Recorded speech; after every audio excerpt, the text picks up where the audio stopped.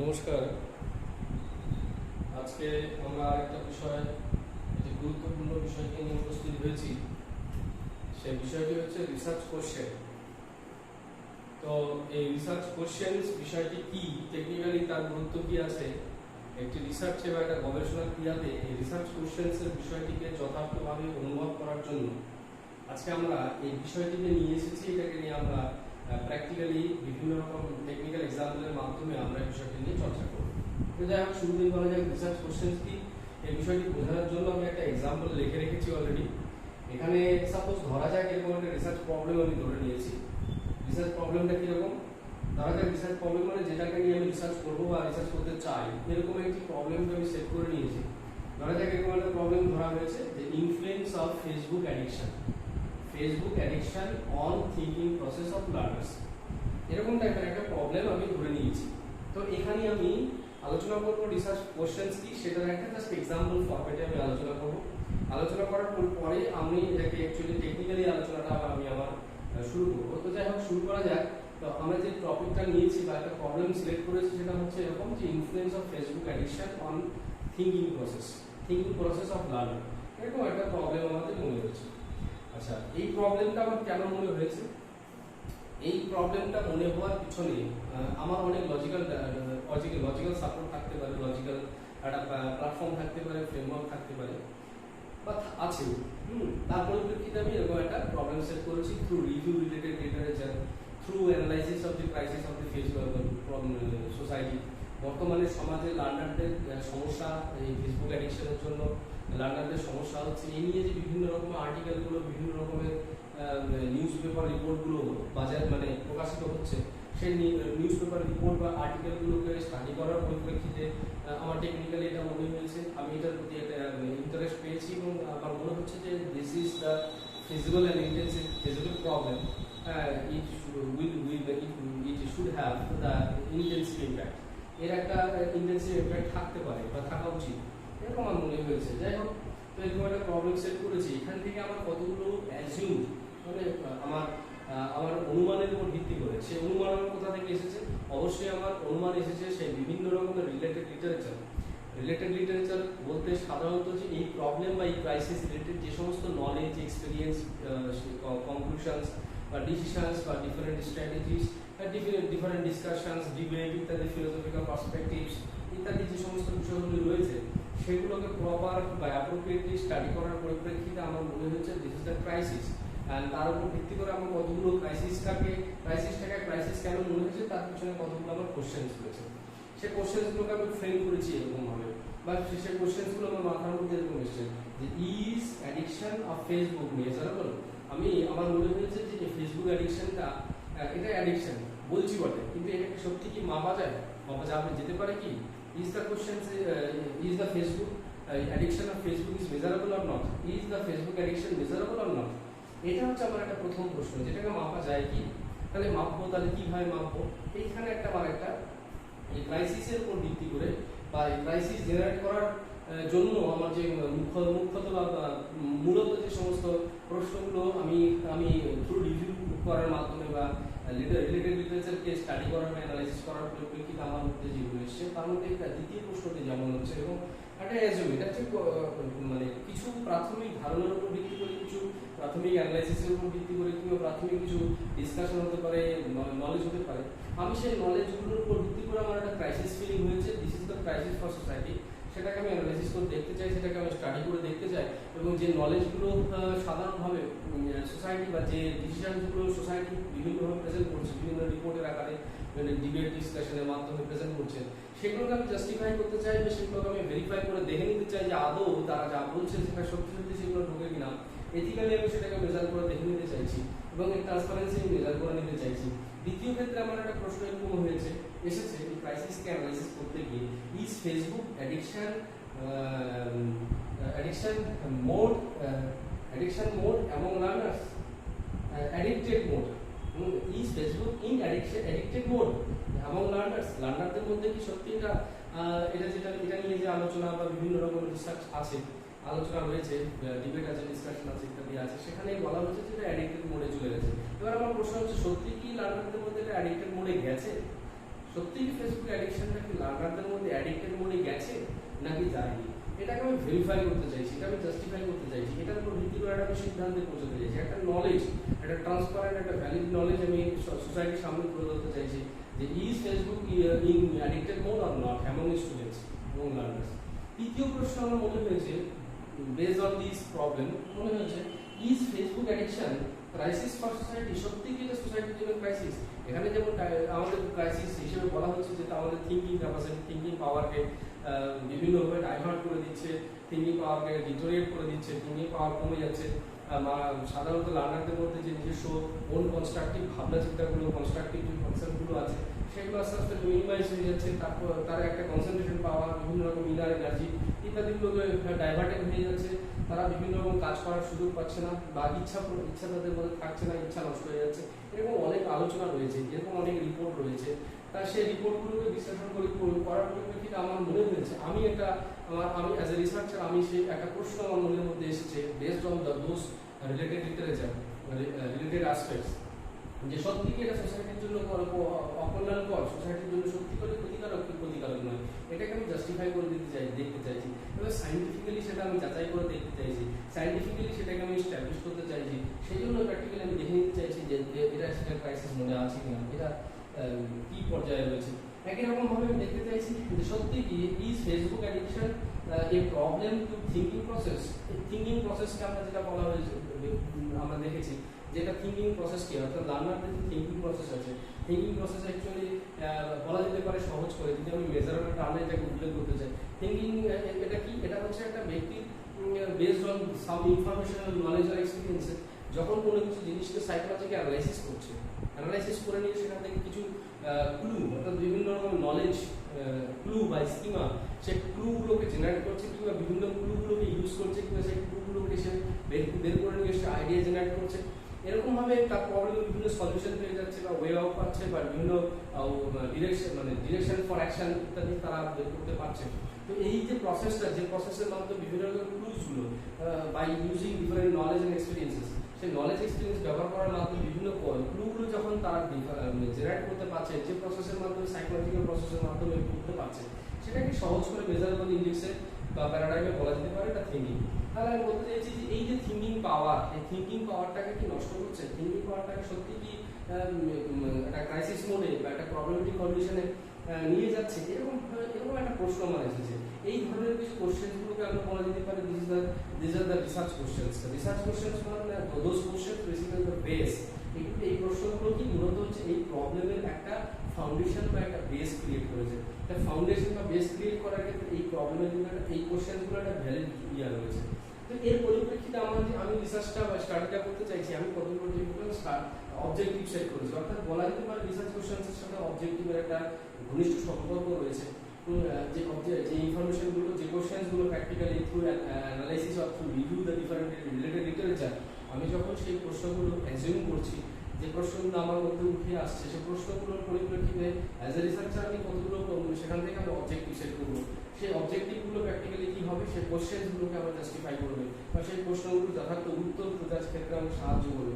যেরকম আমি এখানে একটা দুটো এক্সাম্পল হিসেবে আমি এখানে দুটো রিসার্চ অবজেক্টিভ সেট করেছি। আমার এখানে বলা ছিল যে আমি ফেসবুক অ্যাডিকশনকে সত্যি কি মেজার করা যায় কি যায় না, কিংবা আমি বলেছি যে সত্যি কি এটাকে অ্যাডিক্টেড মোডে আছে কিনা, সেই জন্য আমি অবজেক্টিভ হিসেবে কি বলেছি, to measure Facebook addiction of learner. তাহলে লার্নারদের যে ফেসবুক অ্যাডিকশনটা রয়েছে সেটা আদৌ রয়েছে কিনা, সেটা মাপা যায় কিনা, এই দুটো প্রশ্নের উত্তর কিন্তু আমার আসবে এই অবজেক্টিভটাকে মিট করার মাধ্যমে। তাহলে আমি একটা অবজেক্টিভ সেট করেছি, রিসার্চ অবজেক্টিভ, সেটা হচ্ছে to measure the Facebook addiction of learner. এর মাধ্যমে কিন্তু আমার এই দুটো প্রশ্নের যে প্রশ্নটা আমার থ্রু রিভিউয়ের মাধ্যমে উঠে এসেছে, কিংবা রিসার্চের ফাউন্ডেশন প্যারামিটার হিসেবে যেগুলোকে বিচার করা যেতে পারে, সেগুলো কিন্তু এই উদ্দেশ্যটাকে ফুলফিল করার মাধ্যমে, এই উদ্দেশ্যটার এগেইনস্টে বিভিন্ন রকম রিসার্চ অ্যাক্টিভিটিসগুলো বা ব্লুপ্রিন্ট বা ফ্রেমওয়ার্ক ফর রিসার্চ সেটাকে জেনারেট করার মাধ্যমে কিন্তু প্র্যাকটিক্যালি আমরা সেটা করতে পারবো। এরপরে যেটা বলা হচ্ছে যে এই 2 নম্বর objective, to measure of the influence, measure the influence of, এখানে হবে to measure the influence of Facebook addiction on thinking process of learner. তাহলে লার্নারের মধ্যে যে অ্যাডিকশন মোডে রয়েছে, অ্যাডিকশনটাকে আমি মাপতে চাইছি, এটাও আমি মেজার করে দেখতে চাইছি। তো অবশ্যই এটাকে আমাদের দেখে নিতে হবে এটা সিগনিফিক্যান্ট লেভেল আছে কিনা। Measure the influence, significant influence, measure কি সিগনিফিক্যান্ট ইনফ্লুয়েন্স। হ্যাঁ, এখানে একটা শব্দ আমাকে ব্যবহার করতে হবে যে সেটা হচ্ছে সিগনিফিক্যান্ট ইনফ্লুয়েন্স আছে কিনা। সবসময় মনে রাখতে হবে আমার একটা স্পেসিফিক সিগনিফিকেন্স লেভেলের উপর পরিপ্রেক্ষিতে যদি আমার আউটকাম বা ডিসিশনটা আমার এস্টাবলিশড হয়, তাহলে সেই ডিসিশনের একটা ভ্যালু থাকে, তার একটা কন্ট্রিবিউশন থাকে, তার একটা ইনফ্লুয়েন্স থাকে, তার এফেক্টিভনেস থাকে। যদি সেই স্পেসিফিক লেভেল অনুসারে আমাদের যদি আউটকাম বা আউটপুট আমরা না পাই, তাহলে সেই ভ্যালুটা আমাদের কাছে গ্রহণযোগ্য হয় না, বা সেই ভ্যালু অফ অ্যাকশনের মানে ভ্যালু অফ অ্যাকশন বা ভ্যালু অফ পারফরমেন্স বা ভ্যালু অফ ইনফ্লুয়েন্সের কোনো রকম জায়গা নেই। হ্যাঁ, তাহলে সিগনিফিক্যান্ট লেভেলে কিন্তু আমাকে দেখে নিতে হবে যে এটা অ্যাডিকশন মোডে আছে কিনা। অ্যাডিকশন থাকতেই পারে, সামান্য পরিমাণ রয়েছে, সেটা সিগনিফিক্যান্ট নয়, তাহলে that will be the negligible condition. তো এরকম কতগুলো অবজেক্টিভ আমি সেট করলাম। তো এবার প্রশ্নটা কি হচ্ছে? প্রশ্নটা হচ্ছে তাহলে আমার রিসার্চ কোশ্চেন্সটা কি? রিসার্চ কোশ্চেন হচ্ছে এমন কতগুলো foundation question, foundation as per the research problem, as per the crisis that is basically associated with the research title or research topic or research problem. সেই রিসার্চ প্রবলেমের সাথে যে ক্রাইসিস ফিলিংসটা রয়েছে এবং তার যে একটা ফাউন্ডেশন সার্কামস্টেন্সেস রয়েছে, একটা ডিরেকশন ডাইমেনশন রয়েছে, সেই ডিরেকশন ডাইমেনশনের উপর ডাইমেনশনটাই হচ্ছে রিসার্চ কোশ্চেন। এই রিসার্চ কোশ্চেন্সের উপর ভিত্তি করে কিন্তু আমরা কি করতে পারবো? রিসার্চ প্রবলেমটাকে জাস্টিফাই করতে পারবো, কিংবা বলা যেতে পারে যে রিসার্চ প্রবলেমের যে বিভিন্ন ডিরেকশনগুলো রয়েছে সেই ডিরেকশনগুলোকে আমরা স্পেসিফাই করতে পারবো। যাই হোক, এবার আজকে আমরা শুরু করবে এই ধরনের একটা এক্সাম্পল দিয়ে আমরা রিসার্চ কোশ্চেন্স কি সেটা বোঝার চেষ্টা করছিলাম।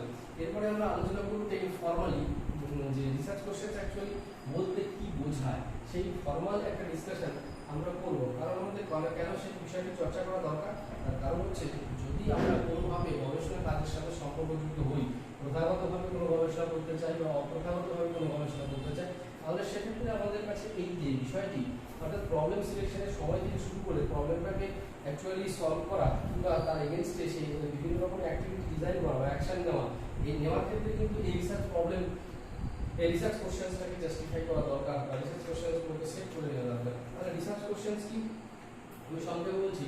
তাহলে রিসার্চ কোশ্চেন্স কি? রিসার্চ কোশ্চেন্স ইজ, হ্যাঁ, এখানে কি বলা হচ্ছে? নাম্বার ওয়ান বলা হচ্ছে a specific pattern of question, a specific, not vague, not general, specific pattern. এটা একটা স্পেসিফিক প্যাটার্ন মানে একটা স্ট্রাকচার, একটা লেআউট, একটা সিনট্যাক্স, যে নির্দিষ্ট একটা সিনট্যাক্সের কোশ্চেন্সটা করা। Specific pattern of questions, specific pattern of question, হ্যাঁ, questions that are needed to response in defined way, needed to response in defined way। এখানে বলা আছে ডিফাইন্ড ওয়ে, কথাটা বলা আছে এখানে কতগুলো জিনিস টু রেসপন্স, কাকে রেসপন্স করা, সেই কোশ্চেনগুলোর অ্যান্সার বের করতে হবে। কিভাবে করবো?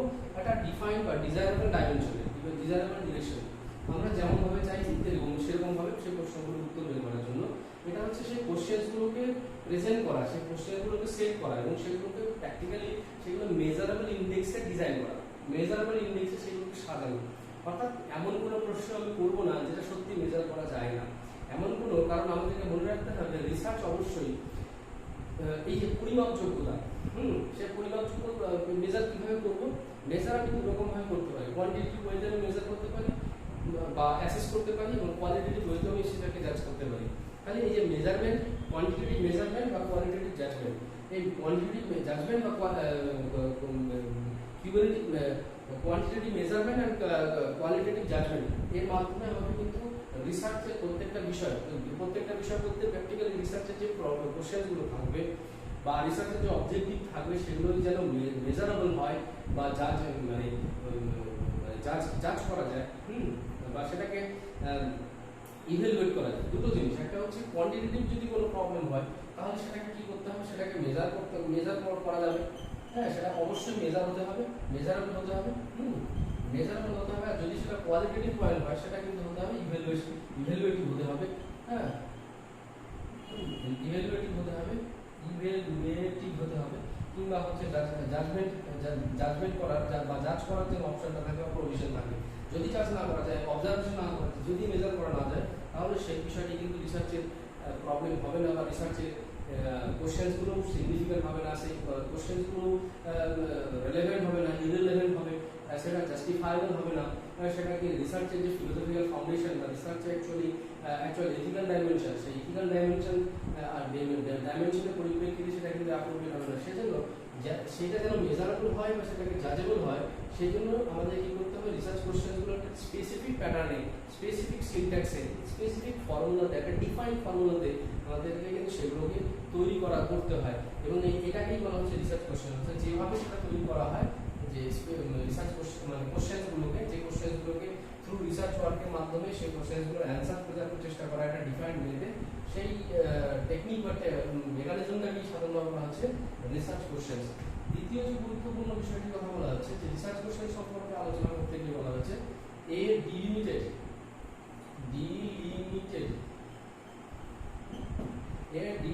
Pattern of questions. এখানে কি বলা হচ্ছে, ডিলিমিটেড প্যাটার্ন অফ কোশ্চেন্স।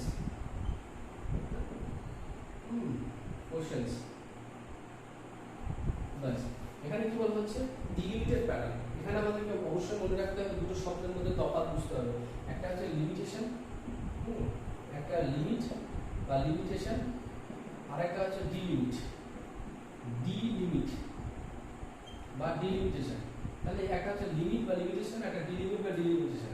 যখন আমি অ্যাজ এ রিসার্চার কাজ করছি, কাজ করতে গিয়ে আমি কিছু জায়গায় আমি ব্যর্থ হচ্ছি, ফেল করছি, কিছু জায়গায় রিচ করতে পারছি না, নন রিচেবল হয়ে যাচ্ছে, কিছু ফেল করছি, কিছু নট রিচেবল হয়ে যাচ্ছে বা নন রিচেবল হয়ে যাচ্ছে, নট রিচেবল হয়ে যাচ্ছে, আমি আমার কাজটা আমি পৌঁছাতে পারছি না। এরকম জায়গাটাতে যখন আমি আমার দুর্বলতা প্রকাশিত হচ্ছে রিসার্চের দিক থেকে, কিংবা আমার বিভিন্ন রকম প্রবলেমের দিক থেকে, বা আমার কাজ করার পার্সপেক্টিভ বা ফ্রেমওয়ার্কের পরিপ্রেক্ষিতে, যেখানে দেখা যাচ্ছে আমার একটা ডিজায়ারেবল যতটা জায়গা দরকার ছিল, যেমনটা হওয়া উচিত ছিল ততটা হচ্ছে না, সেটা তাহলে বলা হবে সেটা আমার লিমিটেশন। কিন্তু যখন আমি কি করছি, আমি যখন আমার লিমিটেড ক্যাপাসিটি অনুসারে কাজ করতে চাইছি, আমি একটা বৃহত্তর জায়গায় কাজ করতে পারবো না, আমি আমার ক্যাপাসিটি অনুসারে, আমার ক্যাপাবিলিটি অনুসারে আমি কি করতে চাইছি, আমার কাজটাকে ছোট করে নিচ্ছি, ছোট এরিয়াতে আমি সেই কাজটাকে আমি দেখতে চাইছি, ছোট একটা ডিফাইন্ড এরিয়াতে, ছোট এরিয়া মানে একটা ডিফাইন্ড এরিয়াতে, একটা ছোট স্পেসিফিক একটা ডিফাইন্ড এরিয়াতে আমি কি করতে চাইছি, as per the capability or ability of the scholar or researcher, রিসার্চারের যে ক্যাপাবিলিটি বা এফিসিয়েন্সি তার উপর ভিত্তি করে যখন এরিয়া অফ স্টাডি বা study nature of the study যখন সেট করে নিচ্ছি, তখন সেটাকে কি বলা হচ্ছে, ডিলিমিট করে নেওয়া হচ্ছে, সেটাকে কি বলছে, ডিলিমিট করা। তো এখানে কি বলা হচ্ছে, রিসার্চ কোশ্চেন্স হচ্ছে in the ডিলিমিটেড pattern of questions. ডিলিমিটেড pattern কেন বলা হচ্ছে, এটা কিন্তু একটা এক্সপ্যান্ডেড প্যাটার্নকে মেনশন করে না, একটা এক্সপ্যান্ডেড সেক্টরকে মেনশন করে না। Research questions should be delimited. Research কোশ্চেন্সগুলো কিন্তু সবগুলো, আমরা যে এক্সাম্পলগুলো দিয়েছি সেগুলো আপনারা দেখবেন, সেখানে আমরা আলোচনা করেছিলাম, সবগুলো কিন্তু specific. Is the Facebook addiction is measurable, is the Facebook addiction measurable or not, specific, ডিলিমিটেড, একদম ডিলিমিটেড প্যাটার্নে কিন্তু রিসার্চ কোশ্চেন্সগুলোকে সেট করা হয়, একটা নির্দিষ্ট জায়গায় কিন্তু লিমিটেড করে নেওয়া হয়, তার as per the capability or capacity. অর্থাৎ এমন ভাবে রিসার্চ কোশ্চেন্সকে সেট করা হবে না যেগুলোকে মেজার করা যাবে না, যেগুলোকে জাস্টিফাই করা যাবে না, এমনভাবে করা যাবে, সেগুলো বলা হচ্ছে যেগুলোকে নিয়ে কাজ করা যাবে না, যেটা হচ্ছে beyond the capability, beyond the efficiency of the researcher. তার সেক্ষেত্রে কিন্তু সেটা রিসার্চ কোশ্চেন হবে না। Research question should be ডিলিমিটেড pattern, should be written in delimited pattern. This is the very essential component, this is essential criteria to consider in this regard. তাহলে research question বলতে গিয়ে কিন্তু আমাদেরকে মনে রাখতে হবে ডিলিমিটেড প্যাটার্ন অফ কোশ্চেন্স, এটা based on the defined capability of the researcher or defined nature of the research or research মানে crisis of the research, যেটা রিসার্চ ক্রাইসিস ফর রিসার্চ, সেটা হচ্ছে ডিফাইন্ড ওয়েতে কিন্তু সেট করা হচ্ছে। এরপরে যেটা বলা হচ্ছে সেটা হচ্ছে 3 নম্বরে যে রিসার্চ কোশ্চেন সম্পর্কে বলা হয়েছে এরকম হবে, যেটা হচ্ছে significant and logical direction, significant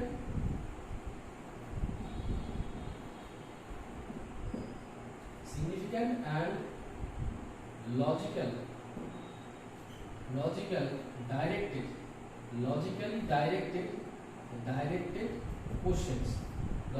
directed questions, significant and logically directed questions।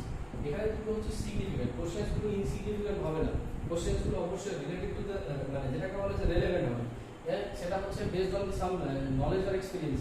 একই রকম ভাবে লজিক্যাল ডিরেকশন থাকবে, অর্থাৎ এখানে কিন্তু প্রত্যেকটা রিসার্চ কোশ্চেন্সের দুটো জিনিস থাকতে হবে। এক হচ্ছে কি এটা হবে কি সিগনিফিক্যান্ট হবে, হ্যাঁ সিগনিফিক্যান্ট হবে। এক হচ্ছে রিসার্চ কোশ্চেনগুলো সিগনিফিক্যান্ট হবে বা বলা যেতে পারে রেলেভেন্ট হবে, হ্যাঁ relevant to the research problem. আর দু নম্বর কি হতে হবে, আর দু নম্বরটা হবে লজিক্যাল হতে হবে। লজিক্যাল কিন্তু শুড বি হতে হবে। যদি লজিক্যাল কোনো রিসার্চ কোশ্চেন্স না হয় as per the nature of the research problem or the nature of the research crisis বা crisis for research, সেটা পরিপ্রেক্ষিতে লজিক্যাল না হলে রিসার্চ কোশ্চেন্স কিন্তু রিলেভেন্ট হবে, ইনসিগনিফিক্যান্ট হবে, সেটা অ্যাকসেপ্টেবল হবে না। সেটা কি করবে, একটা আননেসেসারি একটা বায়াস তৈরি করবে, আননেসেসারি একটা আউটকাম ক্রিয়েট করবে, যেটা কি করবে দা অথেন্টিসিটি কিংবা বলা যেতে পারে acceptability of the research findings should be diverted, should be rejected. তাহলে কি বলা হচ্ছে যে আমার রিসার্চের যে ফাইন্ডিংসটা বা আমার যে সিদ্ধান্তটা, সেই সিদ্ধান্তটা গ্রহণযোগ্য হবে কিনা, আমার সিদ্ধান্তটা প্রতিষ্ঠিত হবে কিনা, ইউনিভার্সালি অ্যাকসেপ্টেড হবে কিনা, সেটা কিন্তু অনেকটা নির্ভর করবে কিসের উপরে, নির্ভর করবে যে আমার কাছে রিসার্চ কোশ্চেন যেগুলো রয়েছে সেগুলো আমার লজিক্যালি রিলেভেন্ট কিনা, রিলেভেন্ট কিসের পরিপ্রেক্ষিতে, relevant as per the dimensions or domain of the research problem, সেটা আমাকে কিন্তু দেখে নিতে হবে। এটা কিন্তু আমাদেরকে দেখে নিতে হবে। সেজন্য বলা হচ্ছে রিসার্চ কোশ্চেন্স কি হতে হবে, সিগনিফিক্যান্ট অর রিলেভেন্ট হবে, সিগনিফিক্যান্ট অর রিলেভেন্ট অর হচ্ছে logical directed questions. Research questions is logically directed questions, logically directed অর্থাৎ each question should have the logical platform, each question should have the logical platform. তো আমরা logic বলতে সাধারণভাবে কি বলেছিলাম, logic বলতে যেটা বলেছিলাম যে প্রিভিয়াস নলেজ বা এক্সপিরিয়েন্সের সাথে একটা কানেকশন থাকবে, অ্যাসিমিলেশন থাকবে। একই রকম ভাবে সেই অ্যাসিমিলেটেড যে নলেজ বা এক্সপিরিয়েন্সগুলো ইউনিভার্সালি অ্যাকসেপ্টেড বা ইউনিভার্সালি কনসিডার্ড যে কনসেপ্টগুলো, সেই কনসেপ্টগুলোকে মেজার করা যাবে, সেটাকে ভেরিফাই করা যাবে, এবং ভেরিফাই করার জন্য যে বিশেষ প্রসেস, সেই প্রসেসটাই হচ্ছে লজিক্যাল প্রসেস। তো এখানে বলা হচ্ছে রিসার্চ কোশ্চেন্স লজিক্যালি ডাইরেক্টেড একটা কোশ্চেন্স, এটা illogically directed, vaguely directed or insignificantly or inrelevantly directed questions নয়। এখানে রিলেভেন্ট বা সিগনিফিক্যান্ট বা logical direction of questions based on the crisis of nature, crisis of for research problem. এটা আমাদেরকে কিন্তু মনে রাখতে হবে। তাহলে যখন আমরা রিসার্চ কোশ্চেন সেট করব বা রিসার্চ কোশ্চেন্সকে কনসিডার করব, তখন কিন্তু আমাদের এই বিষয়গুলি অবশ্যই মাথায় রাখতে হবে। যদি আমরা এই জায়গাটা একটুখানি ভুল করে ফেলি, তাহলে কিন্তু আমাদের রিসার্চের ফলে বা স্টাডির ফলে আমরা যে আউটকামটা আমরা পাবো, ফাইন্ডিংসটা পাবো বা যে সিদ্ধান্তে আমি পৌঁছাবো, সেই সিদ্ধান্তটা কিন্তু গ্রহণযোগ্য হবে না। এখানে তারপর কি বলা হয়েছে, এই sequential layout, sequential layout, say layout to direct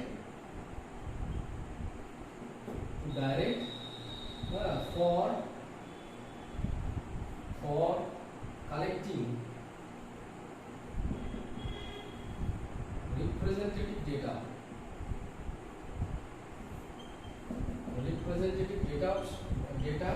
of study। এটা একটা বিষয়। আর বলা হয়েছে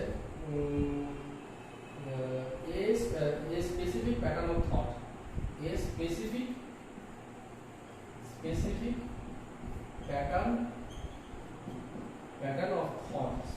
pattern of thought by the researcher, specific pattern of thought by researcher। তাহলে এই যে দুটো গুরুত্বপূর্ণ বিষয়ের কথা বলা হচ্ছে, দুটো গুরুত্বপূর্ণ বিষয় কি কি, এখানে বলা হচ্ছে যে sequential layout to direct for collecting representative data of study, অর্থাৎ যে স্টাডি বা যে প্রবলেমটাকে আমি সেট করেছি, যে স্টাডিটা আমি করতে চাইছি, যে কাজটা আমি করতে চাইছি, সেই কাজের জন্য আমার কি ধরনের তথ্য দরকার, কারণ আমাদের সেই কোশ্চেন্সের নিরিখে কিন্তু সেই তথ্য কোথা থেকে পাবো, কিভাবে পাবো, সেই বিষয়গুলি কিন্তু আমি রিসার্চ কোশ্চেন্সের পরিপ্রেক্ষিতে আমি সেট করতে পারবো, সে সম্পর্কে আমি সিদ্ধান্ত নিতে পারবো যে আমার সেই রিপ্রেজেন্টেটিভ ডেটা আমি কোথায় পেতে পারি, যে ডেটাটা আমার রিসার্চের জন্য অত্যন্ত আবশ্যক। সেই ডেটা কালেকশনের মেকানিজম বা ডেটা কালেকশনের সেক্টর বা ডেটা যে অ্যাকচুয়ালি কোথায় অ্যাভেলেবেল আছে, ডেটা অ্যাভেলেবিলিটির যে পার্সপেক্টিভ, সেগুলো সম্পর্কে কিন্তু আমার স্পেসিফিক ডিসিশন নিতে কিন্তু বিশেষভাবে সাহায্য করবে এই রিসার্চ কোশ্চেন্স। যেখানে এক্ষেত্রে কিন্তু একটা সিকোয়েন্সিয়াল লেআউট হিসেবে একটা স্পেসিফিক সিনট্যাক্স হিসাবে কিন্তু কাজ করবে, যে আমাকে এই রকম ভাবে যদি তথ্য পেতে হয় তাহলে আমাকে কতটা জায়গা ধরে আমাকে স্টাডি করতে হবে, কি কি ডেটা আমাকে নিতে হবে, ডেটা যে নেব সে ডেটাগুলো কেমন কেমন ধরনের হওয়া চাই, কি রকমের হওয়া চাই, তার অ্যাকচুয়াল নেচার কেমন হওয়া চাই, তার অ্যাপ্লিকেবিলিটি কেমন হবে, তার রিপ্রেজেন্টেটিভ ক্রাইটেরিয়া আছে তার মধ্যে আছে কিনা বা থাকা দরকার, কি কি রিপ্রেজেন্টেটিভ ক্রাইটেরিয়া তার থাকা দরকার, সেই সমস্ত বিষয়গুলো কিন্তু আমাকে এই সিকোয়েন্সিয়াল লেআউট যখন আমি সেট করবো, মানে অ্যাকচুয়ালি রিসার্চ কোশ্চেন সেট করবো, তখন কিন্তু এই সমস্ত প্রশ্নগুলোর উত্তর আমি সেখান থেকে অ্যাজ এ রিসার্চার পেয়ে যাবো। তারপরে যেটাকে বলা হচ্ছে স্পেসিফিক প্যাটার্ন অফ থট। এটা ইন জেনারেল একটা কথা বলা হয়েছে যে একজন গবেষক তার গবেষণা কাজটিকে সম্পাদনের জন্য বা কন্ডাক্ট করার জন্য তিনি কিভাবে ভাববেন, কতটা ডাইরেকশন জুড়ে ভাববেন, কতটা পার্সপেক্টিভ জুড়ে ভাববেন, কি প্ল্যাটফর্মটাকে ভাববেন, বা কেমনভাবে তিনি তার ভাবনার জায়গায় এই টোটাল রিসার্চ প্রসেসটাকে ডিজাইন করবেন, বা এই রিসার্চ প্রসেসটাকে কীভাবে সিকুয়েন্সিয়ালি অর্গানাইজ করবেন, লজিক্যালি অর্গানাইজ করবেন, সেই সমস্ত বিষয়গুলো কিন্তু রিসার্চ কোশ্চেন্স যখন তিনি সেট করছেন based on the research review of related literature or the studying the actual foundation of the research problem, এইটাকে যখন অ্যানালাইসিস করার মাধ্যমে তিনি ভাববেন, তখন কিন্তু তিনি অ্যাকচুয়ালি এই রিসার্চের কোশ্চেন্স বিষয়গুলি সম্পর্কে একটা স্পেসিফিক ধারণা পাবেন, বা তিনি এই রিসার্চ কোশ্চেনগুলোকে তৈরি করতে পারবেন। যাই হোক, আমরা আশা রাখবো যদি আপনারা যদি রিসার্চের সাথে যুক্ত হন বা রিসার্চ বা এই ধরনের স্টাডি করতে চান, তাহলে অবশ্যই আপনারা টেকনিক্যালি এই বিষয়গুলিকে রিয়ালাইজ করবেন এবং লজিক্যালি সেগুলোকে মেজারেবল ডাইমেনশনে যেন কাজগুলি করা যায়, জাজমেন্টাল ডাইমেনশনে যাতে সেই কাজগুলিকে করা যায়, সেগুলো আমাদেরকে অবশ্যই মাথায় রাখতে হবে। মনে রাখবেন যে যখনই আমরা কাজ করবো, অর্থাৎ কোনো একটা স্টাডি করতে গেলে সেখানে সময়ের প্রয়োগ হয়েছে, সময়ের ব্যবহার হয়েছে, লেবারের ব্যবহার হয়েছে, অর্থের ব্যবহার হয়েছে। সময় ব্যবহার করে বা খরচ করে, অর্থ খরচ করে, লেবার কাজে লাগিয়ে বা লেবারকে খরচ করে যখন আমরা কোনো একটা রেজাল্ট পাবো বা ফাইন্ডিংস পাবো, সেই রেজাল্ট বা ফাইন্ডিংস কিন্তু অ্যাকচুয়ালি সোসাইটির একটা রিসোর্স। সেটা যেন রিপ্রেজেন্টেটিভ হয়, সেটা যেন অথেন্টিক হয়, সেটা যেন রিলায়েবল হয় বা ভ্যালিড হয়। তো এই ভ্যালিড বা রিলায়েবল বা অথেন্টিক অ্যাকসেপ্টেবল যাতে হয়, সেটা মেনটেন করার কিন্তু আমাদের এথিক্যাল রেসপন্সিবিলিটি রয়েছে অ্যাজ এ রিসার্চার। সেই এথিক্যাল রেসপন্সিবিলিটিটাকে মেনটেন করা আমাদের অত্যন্ত আবশ্যক। আর এই এথিক্যাল রেসপন্সিবিলিটি মেনটেন করার ক্ষেত্রে আমাদের কিন্তু এই রিসার্চ অবজেক্টিভ বা রিসার্চ কোশ্চেন্স কীভাবে তৈরি করব, কতটা জায়গা জুড়ে আমার, বা কীভাবে আমি কোন জায়গাগুলোকে ফোকাস করব এবং সেগুলোকে কী করে মেজার করব, তার সাথে অবজেক্টিভের কী কানেকশন থাকবে বা তার ফাউন্ডেশনের সাথে কী কানেকশন থাকবে ইত্যাদি বিষয়গুলি সম্পর্কে কিন্তু আমার সদর্থক একটা ধারণা গঠন করা প্রয়োজন এবং সেই মতো করে আমাকে কাজ করার দরকার। যাই হোক, আপনারা মনোযোগ সহকারে শুনছিলেন, তার জন্য আপনাদের